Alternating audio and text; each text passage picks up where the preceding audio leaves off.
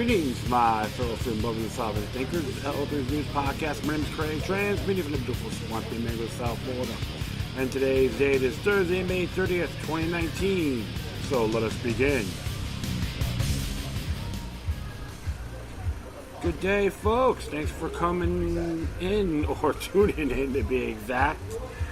Yeah, so it's like the Bilderberg Meeting has begun. It's already in progress in the heart of Switzerland.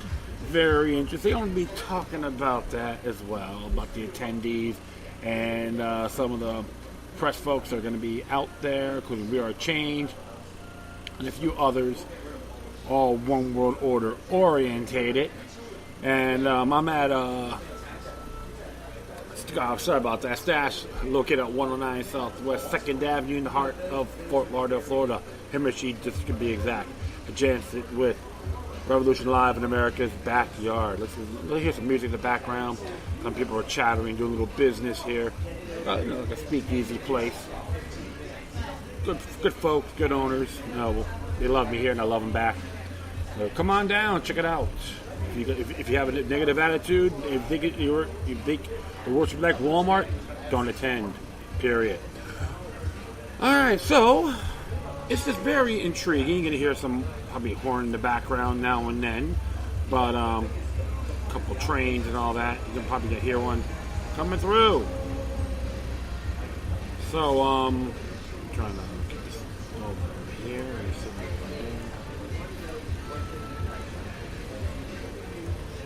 One moment, folks. I have a moment of time just to do my thing and all that good stuff. I'm not trying to be a burden on anybody. But, yeah, it's pretty damn cool, I would say, with all due respect and in good faith. So, it's intriguing. The 6th, 7th Bilderberg meeting takes place today, to be exact. 30th of May to June 2nd in Montreux, Switzerland, the French sector of the nation. And what's occurring is it will take place. About 130 participants from 23 countries have confirmed their attendance. As ever, a diverse group of political leaders and experts from industry, finance, academia, labor, and the media has been invited. Yeah, if you belly up, bend over, pull down your pants, and go, I sold my rear end to the establishment.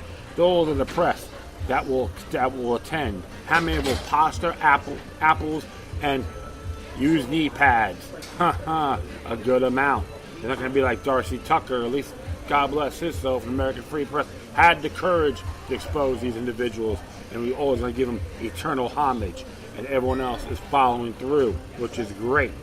And so, like I said, list of participants is available on bilderbergmeetings.org. So, this is interesting here when they talk about a few of the topics, and many of the folks here are addressing it, the Corbett Report, and what's the other one? Ground Zero by Clyde Lewis, and many others. We Are Changing InfoWars. Everyone's doing it, so I'm not going to go too bonkers. You probably heard this enough, but I am not really surprised. Like it says here, key topics that they want you to know, to be exact, for discussion this year are: A, stable strategic order; 2, what next for Europe, because the whole populist movement; climate change and sustainability; 4, China; 5, Russia; 6, the future of capitalism. To all you activists out there, any capitalists, need to pay attention. You think it's going to be great. If you break up the certain market, open free market, it will blow back in your faces when least expected. Because history shows again and again, when the government knows best, it turns to crap. And of course, Brexit. They're all concerned about the whole European Union ordeal, which many other countries are attending, actually want to emulate it. The ethics of artificial intelligence, cyborgs, robots, etc. You remember RoboCop? Of course. And the weaponization of social media.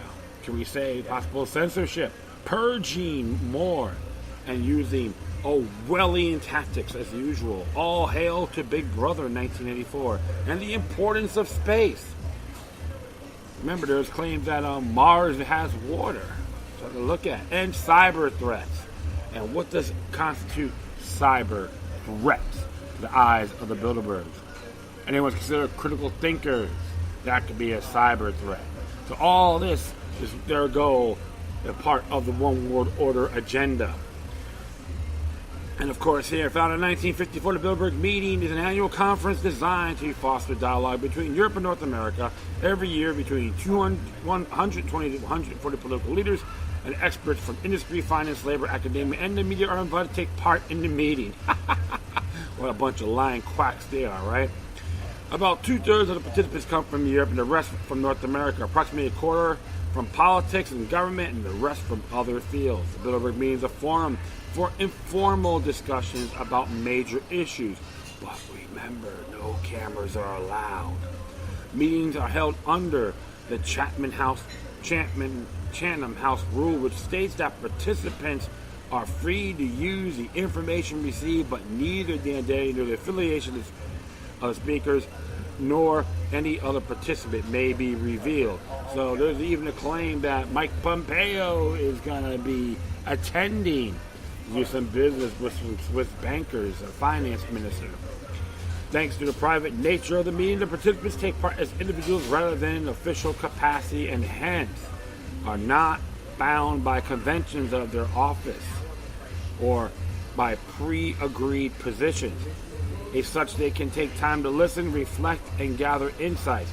There is no detailed agenda, no resolutions are proposed, no votes are taken, and no policy statements are issued. Yes, you can contact media at bilderbergmeetings.org. Yes. And it's funny because you have a few of these individuals, the board members, of course. You know, Henry de Castries from France, which is part of the steering committee, chairman of the Institut Montreux, and Marie-Josée Kravis, president of American Friends of Bilderberg, Inc., senior fellow, Hudson Institute. Yes, we can be friends. We want to screw over many people as possible and control everything by design. Of course, Victor Halberstadt from the Netherlands, Chairman Foundation, Bilderberg Meetings, Professor of Economics, Leiden University, and Paul M. Alexander from Deutschland, Treasurer Foundation, Bilderberg Meetings, Chairman Supervisory Board of Deutsche Bank AG. Can we say Hamilton's curse lives on? And don't get me wrong, Alexander Hamilton did some great stuff too, but when it comes to the financing system, he was a big issue back during his time. And check this out.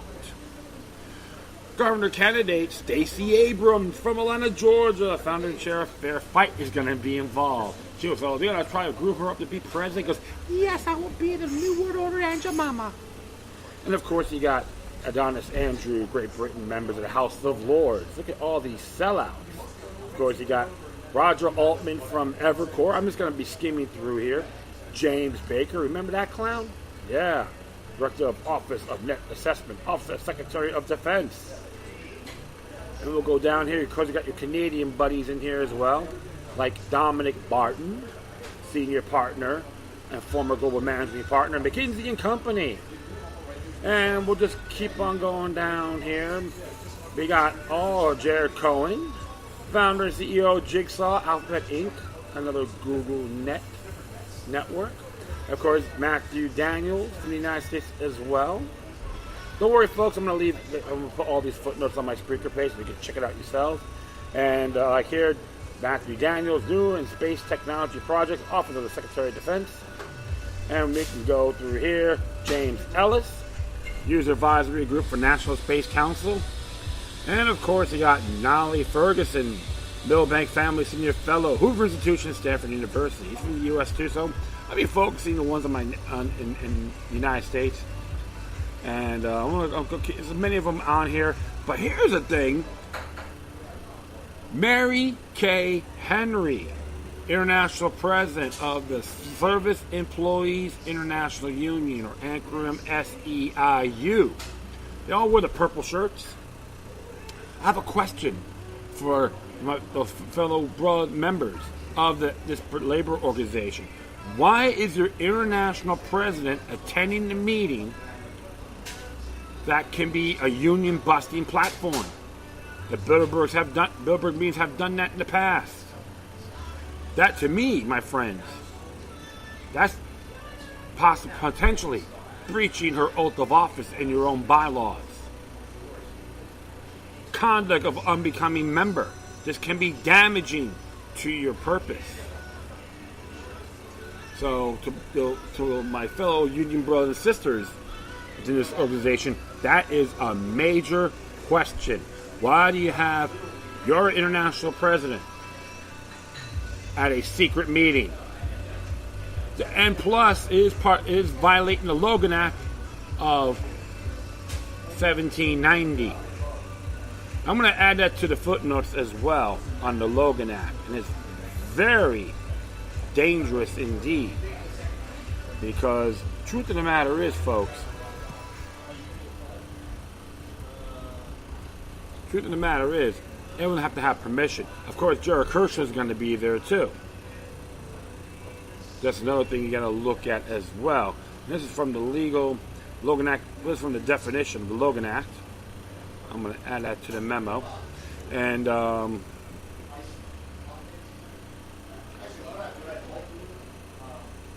yeah, one moment. Yeah, there you go. It says here about the Logan Act. It says Logan Act, which is Title 18 U.S. Code, Section 953, 1948. It's a single federal statute making a crime for citizens to confer with foreign governments against the interests of the United States. Specifically, it prohibits citizens from negotiating with other nations on behalf of the United States without authorization. It's interesting about that because, I think it's 1799, but interesting about that, my friends, about the Logan Act, you got the cabinet from the state of Florida, DeSantis, and a few others are in Israel. If they do anything, trade negotiations, this can be violating the Logan Act because you have to have permission. So it says here, Congress established the Logan Act of 1709, less than 1 year after the Seditions Act, Alien Sedition Act, which authorized the arrest and deportation of aliens. But it says here, I'll just go how it started. 1799 Act was named after Dr. George Logan, a prominent Republican and Quaker from Pennsylvania. Remember, the Republican Party started by Jefferson, just let you folks know. Then it became the Democratic Republicans, and it became the Democrats, just to let you folks know. Then the Republicans later on, when Lincoln became president, was members from the defected by the Whig Party, just to give you that input. It says here, Logan did not draft or introduce the legislation that bears his name, but it was involved in the political climate that precipitated. In the late 1790s, the trade embargo and jailing. Okay, you know what? I'm not going to talk about that. The Logan Act. It says here the purpose. I'm just going to go through it. Sorry if I'm just rambling. It says here, Logan's return to the United States was marked by Republican praise and Federalist scorn. To prevent U.S. citizens from interfering with negotiations between the United States and foreign governments in the future, Adams' administration quickly introduced that bill that what became the Logan Act. The Logan Act has remained also almost unchanged and unused since its passage. The act is short as it reads as follows. Any citizen of the United States, whether he or maybe who, without the authority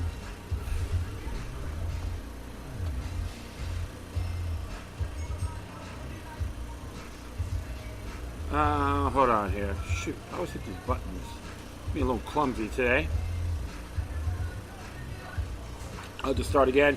Any citizen of the United States, whatever he or maybe who, without the authority of the United States, directly or indirectly commences or carries on any correspondence or intercourse with any foreign government or any officer or agent thereof, with intent to influence the measure of conduct of any foreign government or of any officer or agent thereof in relation to any disputes or controversy in the United States, or to defeat the measure of the United States, shall be fined under this title or imprisoned not more than 3 years or both. This section shall not abridge the right of citizen to apply himself or his agent to any foreign government or the agents thereof for redress or of any injury which he may have sustained from such government of any of its agents or subjects.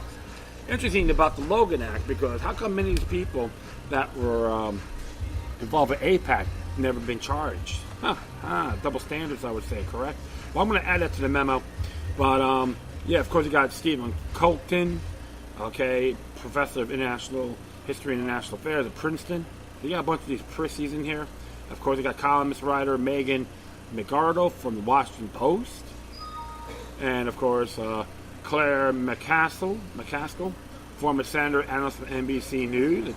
And, of course, you got Fernando Medina, mayor of Libsyn. Yeah, another, probably going to groom him up to be a leader or something.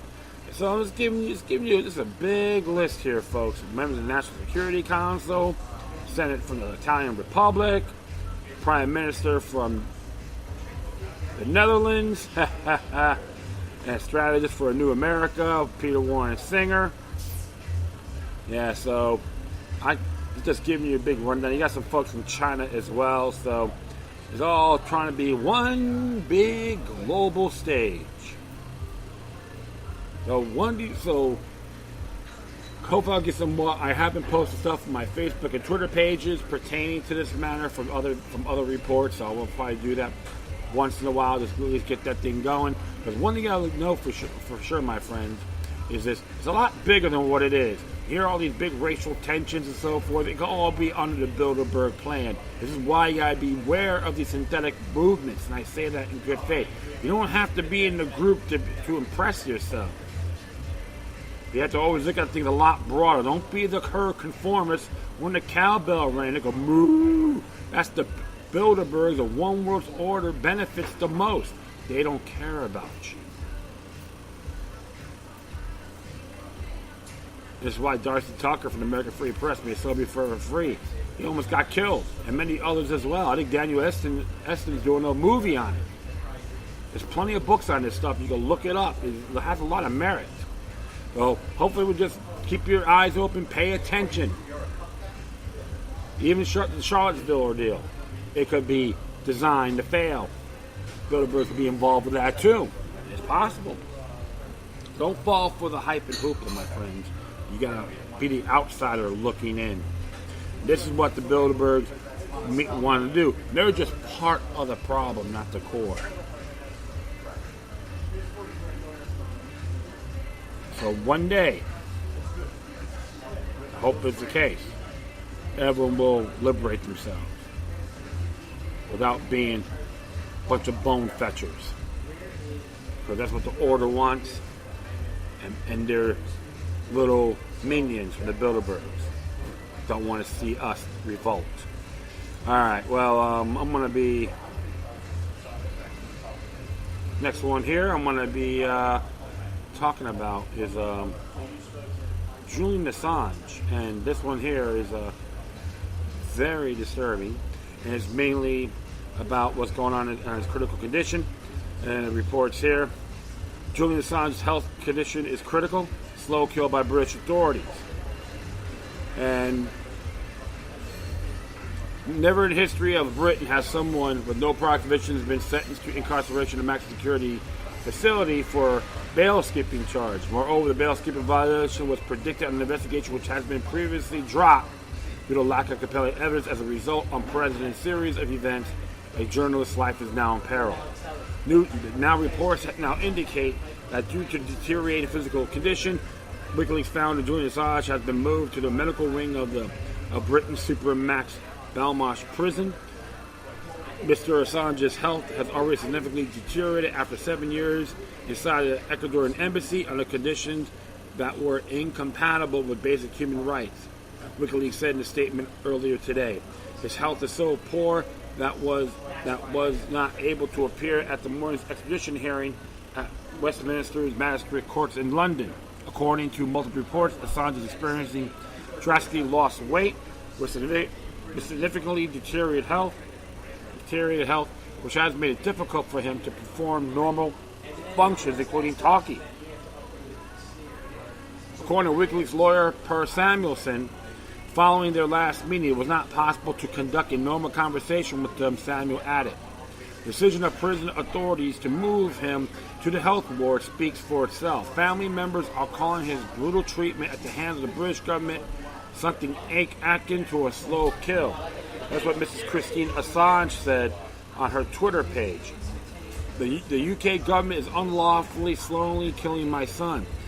This made him very ill by refusing him any access to life-sustaining fresh air, exercise, sun, vitamin D, or proper medical care for 6 years of illegal embassy detention. Then, against all medical advice, threw him into a prison cell.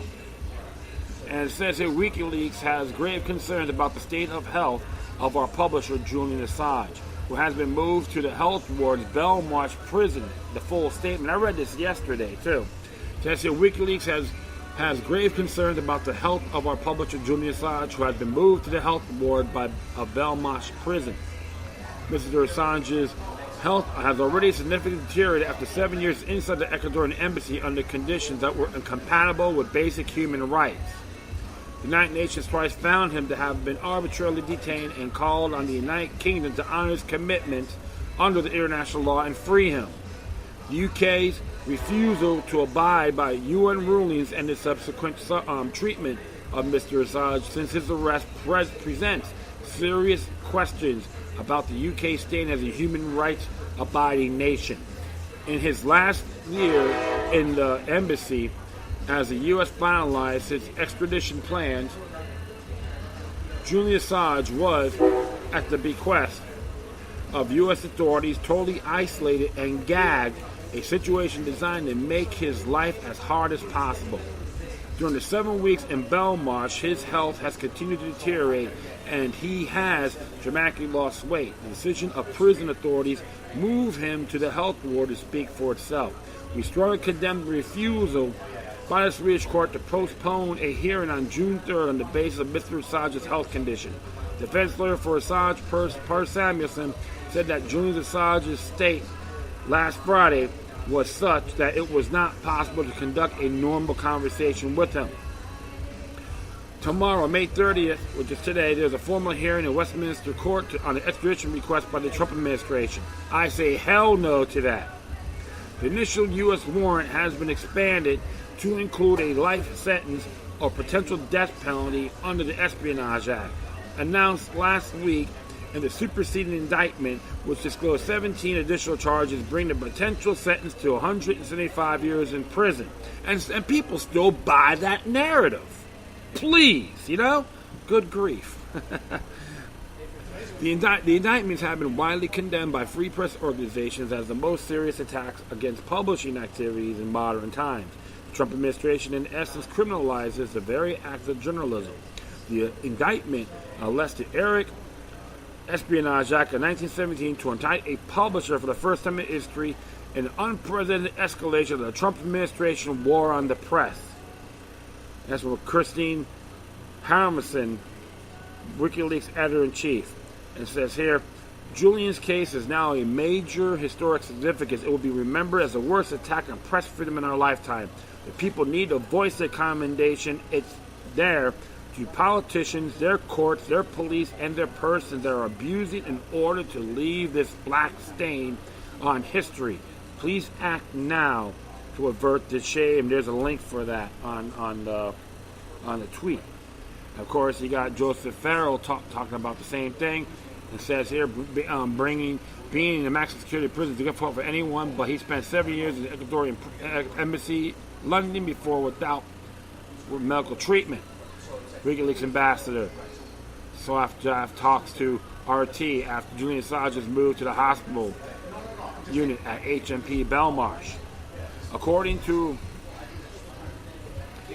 earlier reports earlier today, Assange was so ill that he was not able to appear his extradition hearing scheduled for this morning, says Judge Emma Arbuzan, adjourned the hearing until June 12th and suggested that the hearing take place in Belmarsh. And of course, there's a tweet here as well about Charles Garcia. Julian Assange was too ill to appear in court in hearing on London Thursday. His lawyer said he has been due to as a case management hearing via video link from Belmarsh prison, but lawyer Gareth Pierce said he was not very well. You can look that up as well. And it says here on April 11, 2019, Assange was rendered by British officials from the Ecuadorian prison in London and then jailed for 50 weeks in the maximum security prison reserved for convicted murderers and terrorists, despite the fact his only appearance was a violation for skipping UK bail. There's links for that. That's totally asinine, with all due respect. To be very frank, I'm going to say all due respect, but very frank. A bail charge, which was based on a dubious Swedish-issued European arrest warrant requesting extradition only for questioning during a previous sexual assault investigation, and not for any criminal charges. As Assange was never charged with any crime in Sweden, since then the UN has ruled that this de facto 7-year-long imprisonment in the Ecuadorian embassy equates to arbitrary detention by the U.S. and British governments. Critics maintain that his treatment by colluding governments is purely political and designed to render him to the United States. The UN has since demanded his immediate release from Belmarsh prison. Back in 2012, Assange applied for political asylum with Ecuador because of information the WikiLeaks legal team had at the time, which indicated there was a secret grand jury being assembled in Eastern Virginia, which would trigger the extradition order to the U.S. from Sweden, where Assange would be tried under the Espionage Act of 1917. Their fears turned out to be correct when it finally was revealed a backroom deal has already been done between Five Eyes partners, the U.S. and U.K., to Assange to the U.S. Once he was captured by UK authorities, as WikiLeaks had predicted, and there in fact an extradition request from Washington, UK, filed the day of his arrest. A move clearly organized and well advanced and away from any media scrutiny. And it is very disturbing. It's like, as I remember, there's someone here, or Werner has to say, if they can do a Milosevic, Serb leader that died in Hague from an induced heart attack before the court would have to release him after having found him not guilty. On Assange is so much better for the authorities in London and Washington, D.C., since he most likely would be found not guilty in the disingenuine states. However much they would like to lock him up for eternity, but before then just imagine the treatment he would be in for thinking Manny. Yeah, that does make sense, because remember, it happened with the Milosevic as well. Milosevic, yeah, all right. But like I said, my friends, another example of the war on the press, period. And even I was listening to Clyde Lewis over this past weekend, and even Alex Jones, all right, like him or not, said this is Trump administration has crossed the Rubicon, and it's very dangerous. Like Assange or not, this is the war on the press, not just Julian Assange. That's how I see it. They could do it to him. It will be a dangerous presence for anyone else, including critical thinkers on radio, newspapers, podcasters, etc., who can be next on the chopping block. I say no to extraditing Julian Assange to the United States, period. And I boldly recommend all my servants, all the elected servants, will agree with me. This is completely unacceptable, and I condemn this with a passion.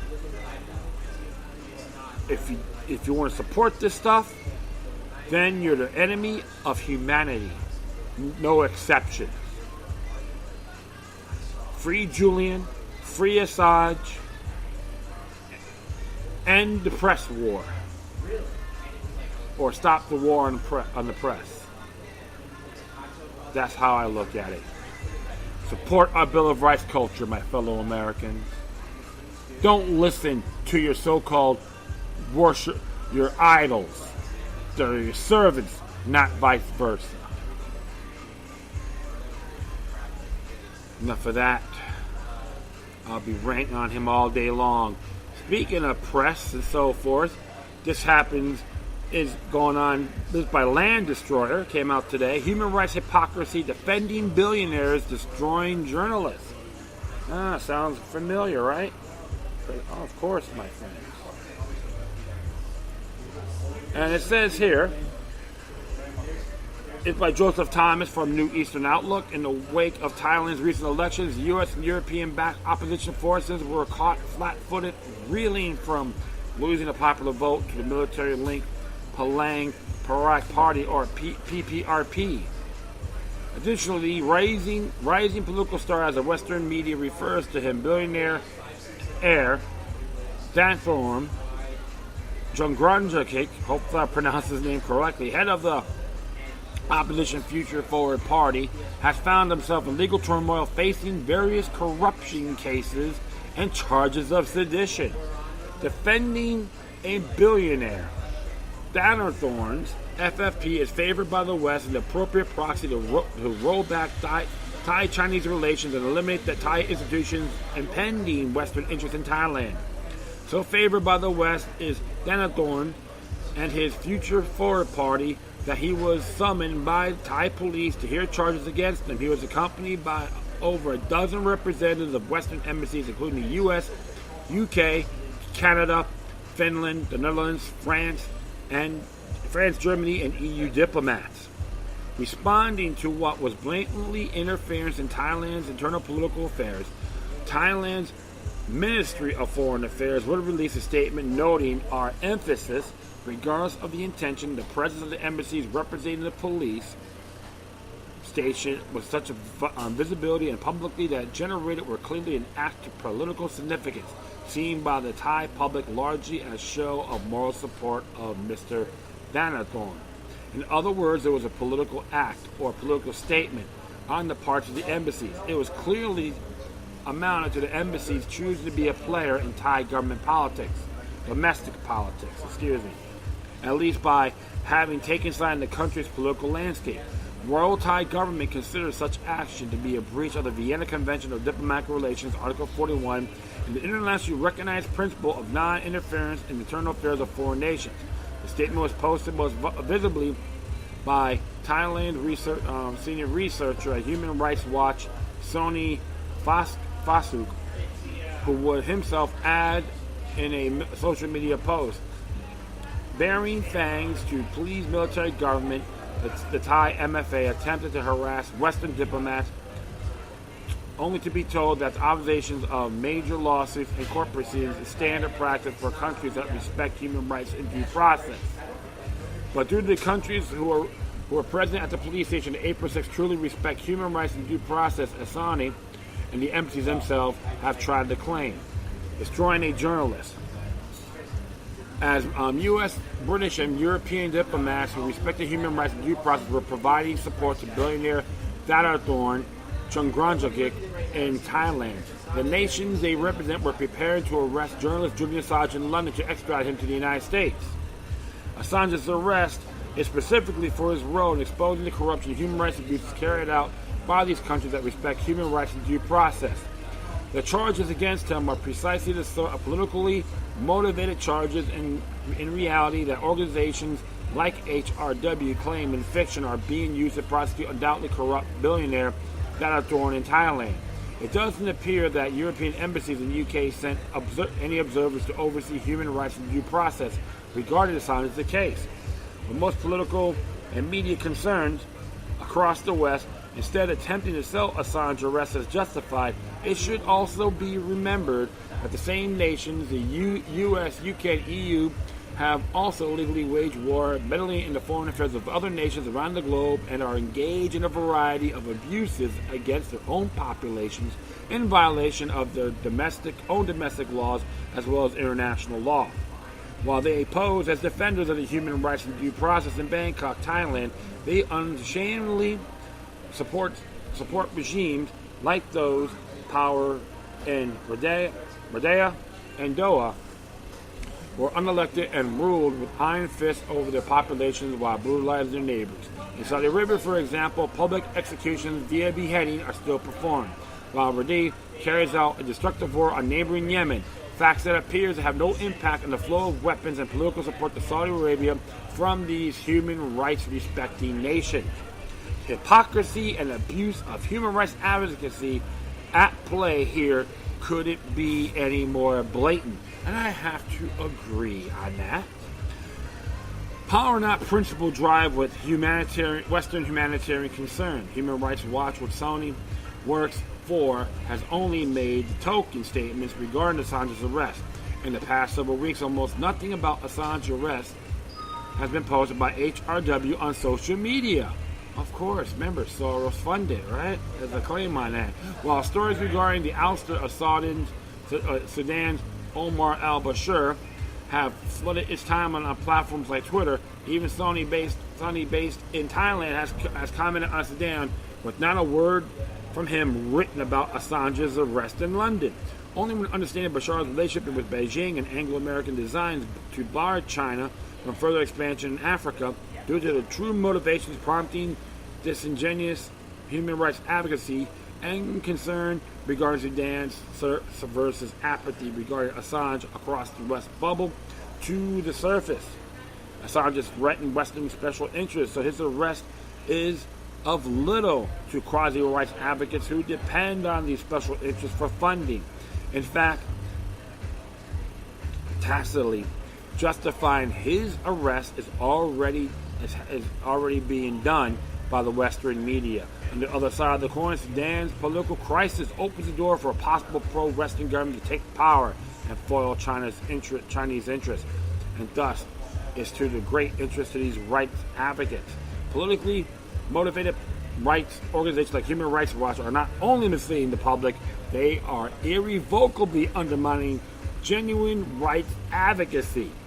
By exposing the hypocrisy of the special interest, they represent the capitals of America.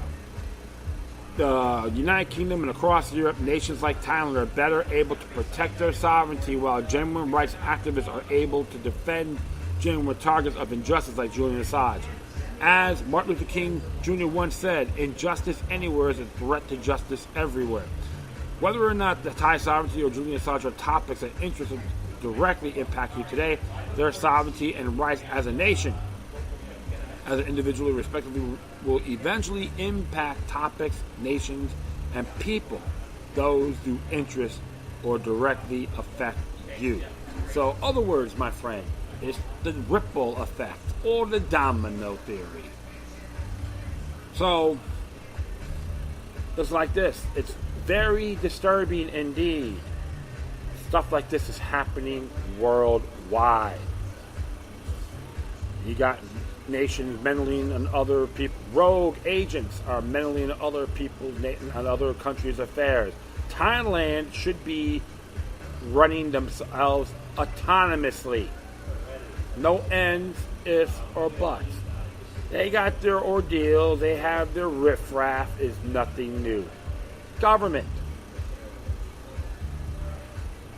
And it's great because when you hear this double speak, double standards, exceptionalism, it's going to burn you.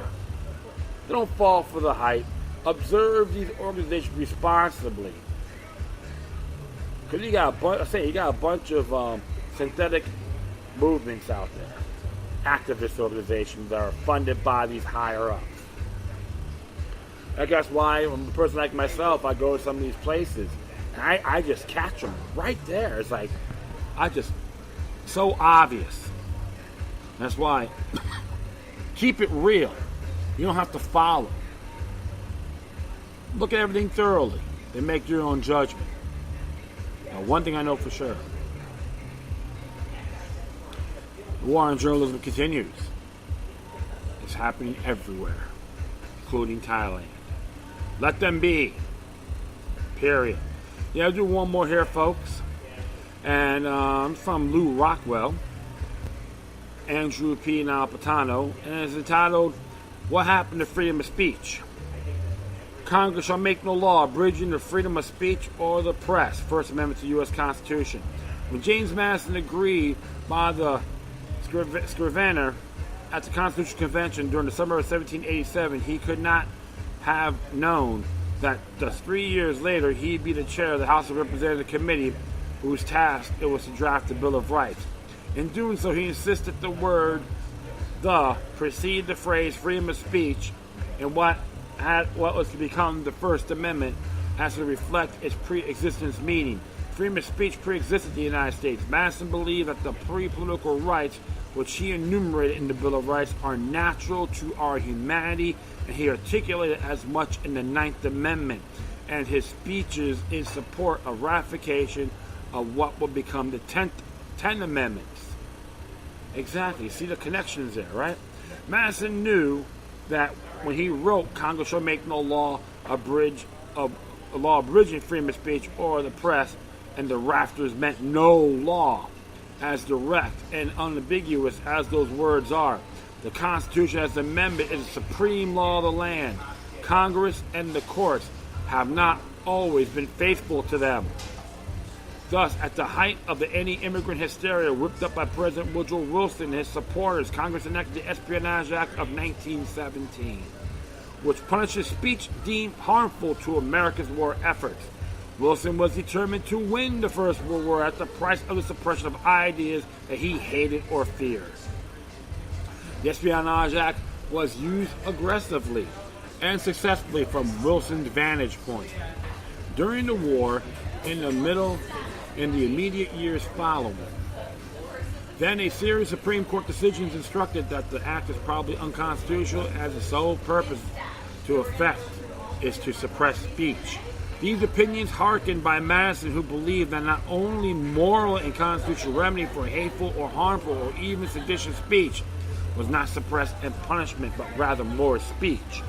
The attitude prevailed generally in the legal and judicial communities and in the Department of Justice for a few generations, even during the World War II until now. Now, the Trump DOJ has indicated a non-American whose alleged crimes took place in Europe for numerous violations of the Espionage Act, and has done so in direct defiance for a Supreme Court decision that ruled against this during the Nixon years. Non-American is Julian Assange, a radical and unorthodox publisher of the truthful information that often exposed the hypocrisy of government. His entity for exposure is WikiLeaks, a website known for receiving stolen data and for posting true and accurate copies of them. It was Assange and WikiLeaks that published the infamous Democratic National Committee emails in October 2016, which contained dirt on Hillary Clinton once offered by Russian agents to Trump's campaign officials, and for which then candidate Trump lavished public praise on WikiLeaks. Yet back in 2010, Assange arranged to receive and published stolen copies of top-secret military materials that revealed American military personnel in Afghanistan at their worst. It showed them knowingly killing innocent civilians and doing so gleefully. The data that Assange revealed has been stolen from him by an Army private then named Bradley Manning. Manning was trying to convict him of the theft and was sentenced to 35 years in military prison, much of it in solitary confinement. In January 2017, President Barack Obama commuted Manning's sentence to time served. If this sounds like a bit history repeated itself from Nixon years, it is. In 1971, Daniel Ellsberg, a civilian employee for the Nixon Department of Defense, revealed that he had stolen thousands of pages of top-secret materials showing that former President Lyndon B. Johnson and some of his generals had serially lied to the American public and to Congress about the Vietnam War. When he delivered the stolen materials to the New York Times and due to the Washington Post for publication, and the Nixon DOJ got the wind of the delivery, it persuaded two federal judges to adjourn the publication of the documents. In a landmark decision known as the Pentagon Papers case, the Supreme Court ruled that a publisher may reveal whatever materials come into the publisher's possession, no matter how they got there, as long as the materials are themselves material to the public interest. Stated differently, the thief Ellsberg then, Manning today, can be tried for theft, but the publisher is absolutely protected by no law language of the First Amendment. Ellsberg was indicted and prosecuted, but the charges were dismissed by a federal judge whose conscience was shocked when he learned that FBI agents broke into the office of Ellsberg's psychiatrists to get dirt on him. Assange is also protected by the values underlined that no law language. The whole proposal of the First Amendment, numerous courts have written, is to promote and provoke open, wide, robust political debate about the policies of the government. That simply cannot be done when government operates in secret. Even when publishers tell the possessors of state secrets how to deliver them, as Times and Post reporters surely did to Ellsberg, they cannot be silenced or punished. Why has Assange indicted? Government killers are a mob, and a mob loves anonymity. Assange assaulted their love by ending that anonymity.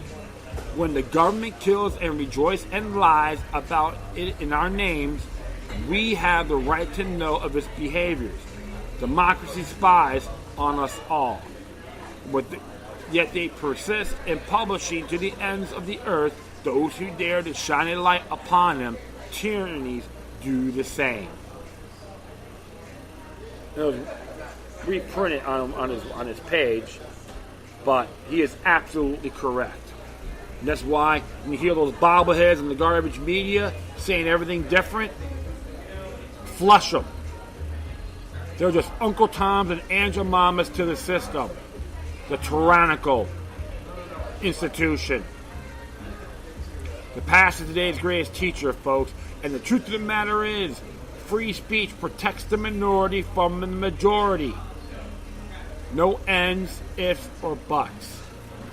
This is why I am strongly opposed extraditing Mr. Assange. I study history, friends, and you should too. I know many of you on my listeners out there do. And I appreciate it, and I think that's awesome. Because one thing I can tell you this, my friends, knowledge is freedom. Ignorance is enslavement. What side you're on? Enhancement or being suppressed? And that is it. I thank everyone for listening. Plus, feel free to download and share us on social media networks.